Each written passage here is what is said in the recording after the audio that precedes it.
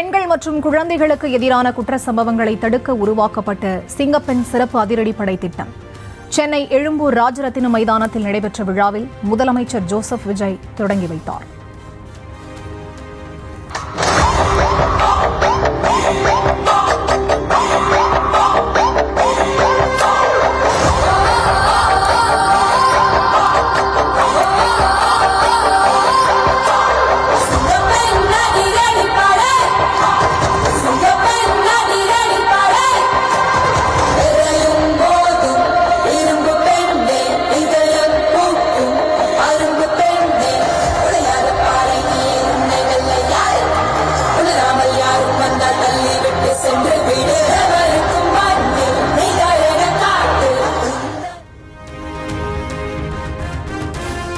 சிங்கப்பெண் அதிரடிப்படைக்கான காவல் வாகனத்தை அறிமுகப்படுத்தி இயக்கி பார்த்த முதலமைச்சர் விஜய்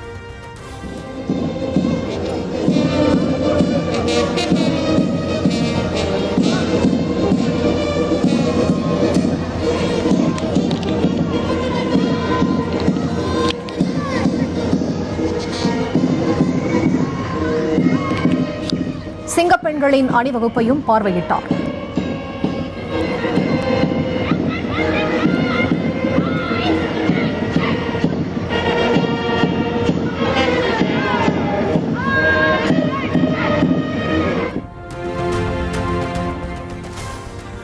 சிங்கப்பெண் அதிரடிப்படை திட்டத்திற்கு 354 கோடிக்கு மேல் நிதி ஒதுக்கப்பட்டு 2500 புதிய பணியிடங்கள் உருவாக்கப்பட உள்ளது.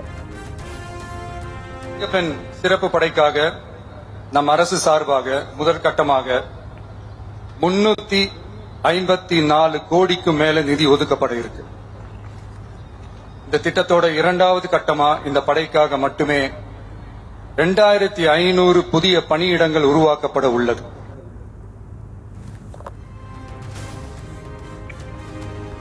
ட்ரோன் வாயிலாக பெட்ரோல் முறை அறிமுகப்படுத்தப்படும் என்றும் முதலமைச்சர் விஜய் அறிவிப்பு. எடுக்க இந்தியாவிலேயே முதல் முறையாக ட்ரோன் வாயிலாக பெட்ரோல் முறை அறிமுகப்படுத்தப்படும்.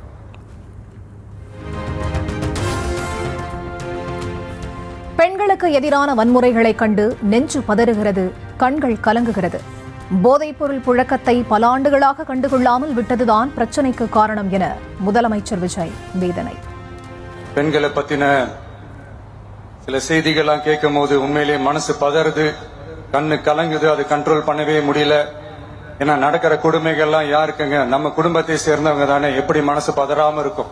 போதை பொருள் நடமாட்டம் அதை வேரோட பிடுங்கி எறியணும். இது 2026 போன மாசம் மே மாசம் 10ஆம் தேதி இந்த பிரச்சனை புதுசா முளைச்சு வந்துடல. இது பல வருஷமா இருக்கிற பிரச்சனை. பல வருஷமா இதை கண்டுக்காம விட்டதுதான் அந்த வேர் இவ்வளவு ஆழமா பரவி இருக்குது.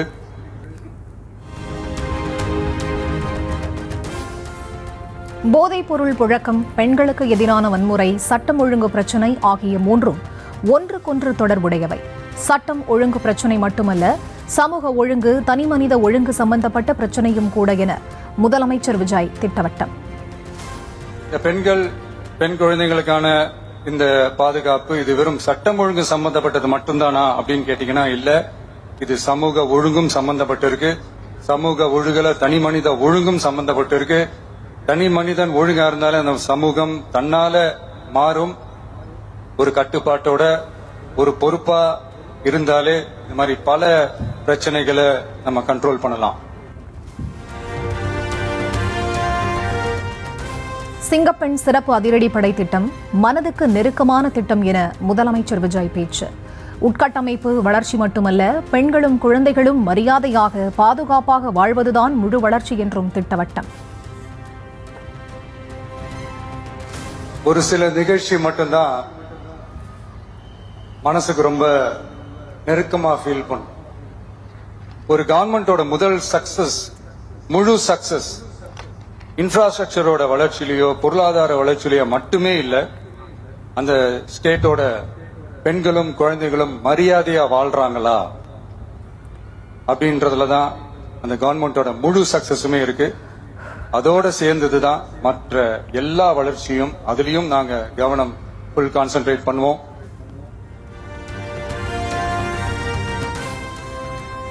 பெண்களுக்கு எதிரான வன்முறைகள் ஏன் நிகழ்கின்றன என்பதை ரீல்ஸில் தேடாமல் ரியாலிட்டியை புரிந்து கொள்ள வேண்டும்.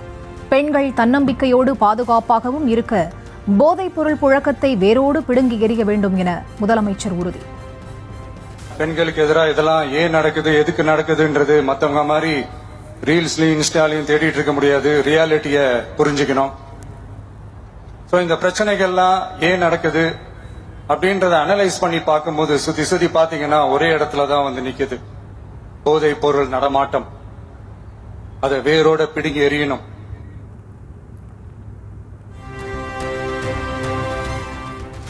பெண்கள் பாதுகாப்பை இடையூறு செய்வதை சகித்துக் கொள்ள முடியாது என முதலமைச்சர் விஜய் எச்சரிக்கை. பெண்களுக்கு எதிரான வன்முறைகளை பொறுத்தவரை ஜீரோ டாலரன்ஸ் என்றும் திட்டவட்டம். பெண்களை தொந்தரவு செஞ்சுட்டு அப்படியே எஸ்கேப் ஆகி போயிடலாம்னு நினைக்கிறவங்களுக்கு நான் ஒரு வார்னிங்காவே சொல்றேன். பெண்கள் பாதுகாப்பை டிஸ்டர்ப் பண்றவங்க யாரா இருந்தாலும் அது சகிச்சுக்கவே முடியாது.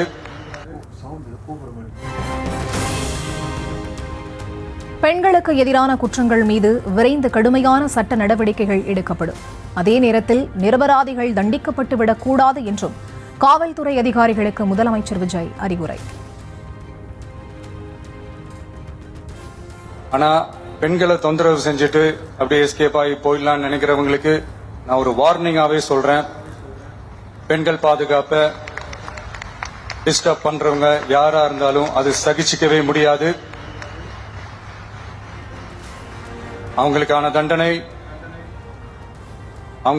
தண்டனைக்கான அந்த நடவடிக்கைகள் எல்லாமே போலீஸ் டிபார்ட்மெண்ட்ல இருந்து ரொம்ப கடுமையான ஒரு தண்டனையா இருக்கும். கடுமையான ஒரு நடவடிக்கைகளா இருக்கும். அந்த தண்டனை அவங்களுக்கான அந்த சார்ஜ் ஷீட் எல்லாமே ரொம்ப ஃபாஸ்டா ஸ்பீடா அது செயல்படுத்தப்படும். என்ன ஒண்ணு, அந்த ஸ்பீட்ல நிரபராதிகள் யாரும் தண்டிக்கப்பட்டிருக்கூடாது. இதையும் காவல் அதிகாரிகள் மைண்ட்ல எடுத்துக்கணும்.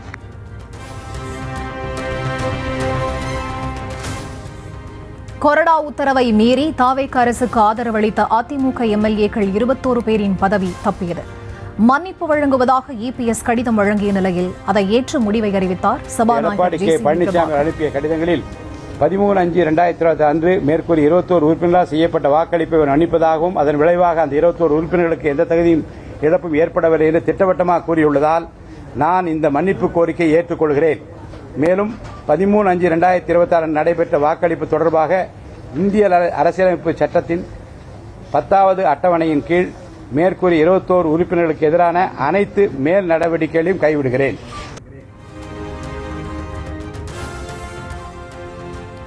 எம்எல்ஏ பதவியை ராஜினாமா செய்த 4 பேர் மீது நடவடிக்கை தொடக்கம். என்ன நடவடிக்கை என்பது குறித்து விரைவில் விளக்கம் என சபாநாயகர் அறிவிப்பு. உறுப்பினர் திரு எஸ் ஜெயக்குமார் பெருந்துறை, மாண்பு உறுப்பினர் திரு கே மரகதம் குமரவேல் மதுராந்தகம், மாண்பு உறுப்பினர் திருமதி சத்யபாமா தாராபுரம், மாண்பு உறுப்பினர் திரு எசகி சுப்பையா அம்மா சமுத்திரம் 4 பேர் மீதும் நடவடிக்கை தொடங்கியுள்ளது என்று சொல்லியிருக்கிறேன். அது குறித்த விளக்கத்தை நடவடிக்கை முடிவு வருகிற போது நான் விரிவாக விளக்கமாக உங்களுக்கு நான் பதிலளிப்பேன்.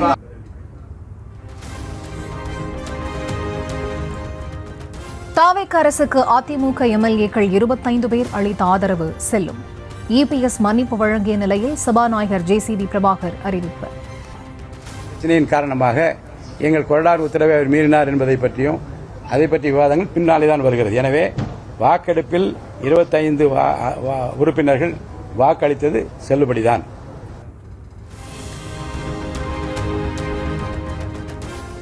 அதிமுக எம்எல்ஏ பதவியை ராஜினாமா செய்துவிட்டு தாவேகாவில் இணைந்த 4 பேரும் இடைத்தேர்தலில் போட்டியிட தடை கோரி உச்சநீதிமன்றத்தில் தொடரப்பட்ட வழக்கு. தங்கள் தரப்பை கேட்காமல் எந்த உத்தரவையும் பிறப்பிக்க கூடாது என மரகதம் குமரவேல், இசக்கி சுப்பையா, ஜெயக்குமார், சத்யபாமா ஆகிய 4 கேவியட் மனு தாக்கல். நிதி ஆயோக் கூட்டத்தில் பங்கேற்பதற்காக நாளை டெல்லி செல்கிறார் முதலமைச்சர் விஜய். நாளை தினமே சோனியா காந்தி, ராகுல் காந்தி ஆகியோரை சந்திக்க உள்ளதாக தகவல். வியாழக்கிழமை அன்று டெல்லியில் நடைபெறும் நிதி ஆயோக் கூட்டத்தில் பங்கேற்கிறார் முதலமைச்சர் விஜய். மாலை 7 மணிக்கு பிரதமர் மோடியுடன் அனைத்து மாநில முதலமைச்சர்களுக்கும் இரவு விருந்திற்கு ஏற்பாடு. குடியரசுத் தலைவர் மற்றும் துணைத் தலைவரை சந்திக்க முதலமைச்சர் விஜய் நேரம் கேட்டிருப்பதாக தகவல். நித்தி ஆயோக் கூட்டம் முடிந்ததும் ஒரு சில முக்கியமான மத்திய அமைச்சரவைகளும் விஜய் சந்திக்க திட்டம்.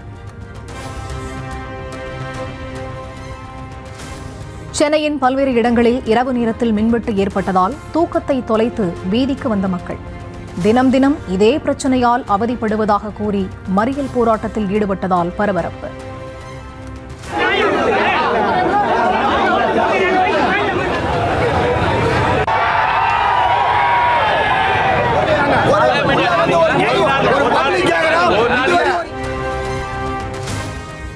சென்னையைப் போலவே புறநகர் பகுதியான அம்பத்தூரிலும் இரவில் நீடித்த மின்வெட்டை கண்டித்து சாலை மறியலில் ஈடுபட்ட மக்கள் அதிகாரிகள் எவ்வளவோ பேச்சுவார்த்தை நடத்தியும் யாரும் கலைந்து செல்லாததால் போலீசுடன் வாக்குவாதம்.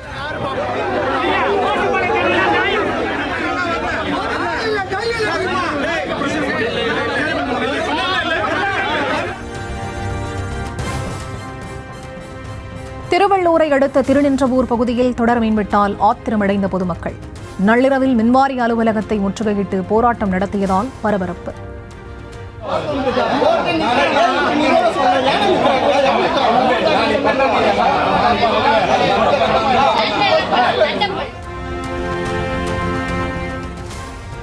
சென்னையை அடுத்த மாங்காடு பகுதியில் அடிக்கடி மின் இணைப்பு துண்டிக்கப்படுவதாக கூறி மக்கள் போராட்டம்.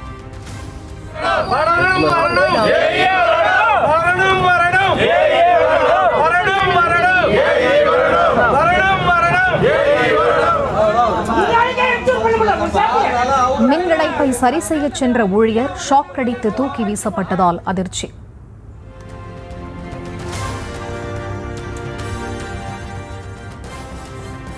நாகை மாவட்ட ஆட்சியர் அலுவலகத்தில் அமைச்சர் ஷாஜகான் பங்கேற்ற நிகழ்ச்சியின் போது மின் தடை.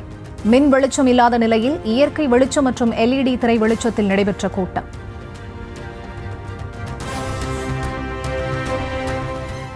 சில இடங்களில் வேண்டுமென்றே மின்தடை ஏற்படுத்தப்படுவதாக அமைச்சர் நிர்மல்குமார் புகார். மின்வெட்டு சரி செய்யப்பட்ட பிறகும் கூட மக்களை சிலர் போராட தூண்டுவதாகவும் குற்றச்சாட்டு. எங்கெங்கெல்லாம் ஒரு தவறான நபர்கள் அதை வேண்டுமென்றே ஃபியூஸ் எல்லாம் இது பண்ணி இல்ல அங்க பவர் ஃபெயிலியர் வர வைக்கணும்னு நினைக்கிறேன். அவங்க மேல கம்ப்ளைண்ட் கொடுத்து ஒரு சில பேர் அரெஸ்ட் பண்ணப்பட்டிருக்கு. வந்தோடனே அவங்க ஒரு சில பேருக்கு மெசேஜ் அனுப்பிச்சு நீங்க உடனே போய் ரோட்ல நில்லுங்கன்னு சொல்லி வேணும்னு இது பண்றாங்க. நேற்று பெரம்பூர்ல 40 நிமிஷத்துல அது ஒரு இடத்துல ஃபியூஸ் ஆஃப் ஆச்சு. ஃபியூஸ் இது மாதிரி புடுங்கப்பட்டுச்சு. 40 நிமிஷத்துல புதுசா ஃபியூஸ் போய் போட்டு 40 நிமிஷம் சரி பண்ணப்பட்டுச்சு. ஆனால் அது ஒரு சில பேர் தூண்டுதல் பேர்ல அவங்களை கொண்டு போய் ரோட்ல கொண்டு பிரச்சனை பண்ணாங்க.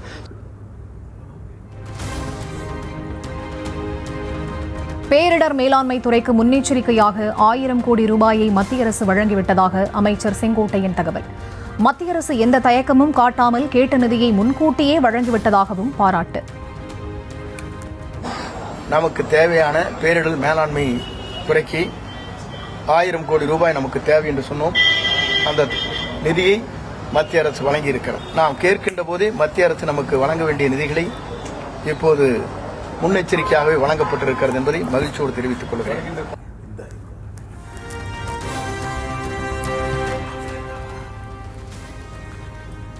தொழில் முதலீடுகளை ஈர்ப்பதற்காக தொழில்துறை அமைச்சர் கீர்த்தனா தென்கொரியா பயணம். ஹோண்டாய் ஹெவி இண்டஸ்ட்ரீஸ் நிறுவன உயரதிகாரிகளை சந்தித்து முக்கிய ஆலோசனை.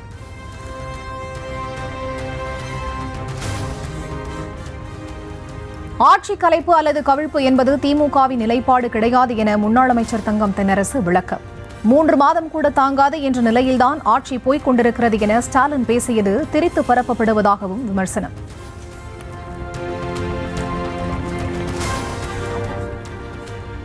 தமிழ்நாட்டில் இருந்து மாநிலங்களவைக்கு போட்டியின்றி தேர்வு செய்யப்படுகிறார் காங்கிரஸ் நிர்வாகி பிரவீன் சக்கரவர்த்தி. சுயேட்சைகளின் வேட்புமனுக்கள் அனைத்தும் நிராகரிக்கப்பட்ட நிலையில் பிரவீன் சக்கரவர்த்தியின் வேட்புமனு மட்டும் ஏற்பு.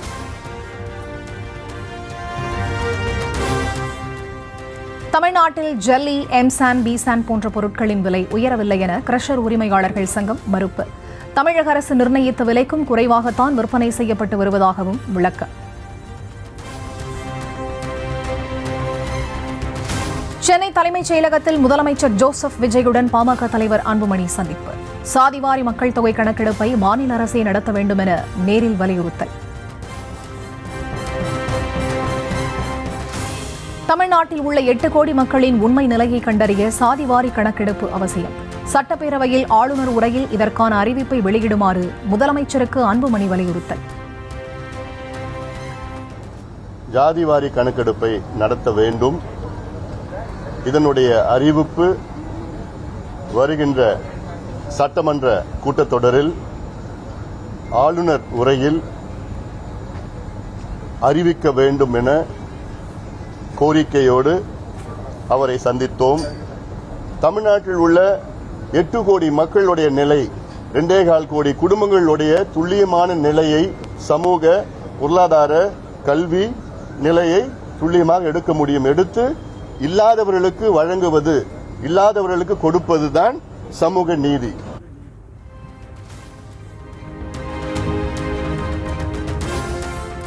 ஜான் பிரிட்டோ என்ற பெயரை மட்டும் வைத்துக் கொண்டு தன்னையும் தனது சகோதரி லீமா ரோஸ் மற்றும் ஆதவ் அர்ஜுனாவை தொடர்புபடுத்தி வதந்தி. போதைப்பொருள் வழக்கில் சிக்கிய ஜான் பிரிட்டோ வேறு, தாம் வேறு என சென்னை காவல் ஆணையர் அலுவலகத்தில் நேரில் புகார் அளித்து முறையீடு. அது அவங்க பேர் ஜான் பிரிட்டோனால அவங்களுக்கு ஏதாவது ஒரு பாயிண்ட் கிடைக்கணும்னு சொல்லி ஒரு சீப்பான ட்ரிக் ஆப்போசிஷன் பண்ற ட்ரிக்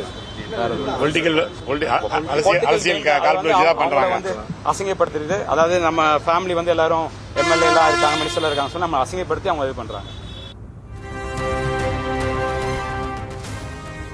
அமைச்சர் ஆதவ் அர்ஜுனாவின் பெயரை கெடுக்கும் வகையில் பொய்யான செய்தியை பரப்பிய திமுக ஐடி விங். போதைப்பொருள் கடத்தல் வழக்கில் சிக்கிய ஜான் பிரிட்டோவை ஆதவ் அர்ஜுனாவின் உறவினர் என கூறி வதந்தி. அவங்க பிரச்சனையில நம்மளை ஏதோ ஐடி விங்னு சொல்லி ஐடி விங்காரங்க லிங்க் பண்ணி விடுறாங்க. மேட்டூர் அணையில் நீர் இருப்பு 79 அடியாக மட்டுமே இருப்பதால் ஜூன் 12ஆம் தேதி நீர் திறக்கப்படுவதில் சிக்கல். குறுவை சாகுபடிக்காக காத்திருக்கும் காவிரி படுகை உழவர்கள் பெரும் கவலை.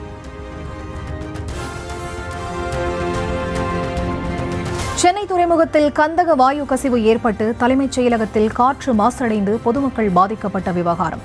கடந்த 2ஆம் தேதி நடைபெற்ற சம்பவம் குறித்து விளக்கமளிக்க தமிழ்நாடு மாசு கட்டுப்பாட்டு வாரியம் மற்றும் மாவட்ட ஆட்சியருக்கு பசுமை தீர்ப்பாயம் உத்தரவு.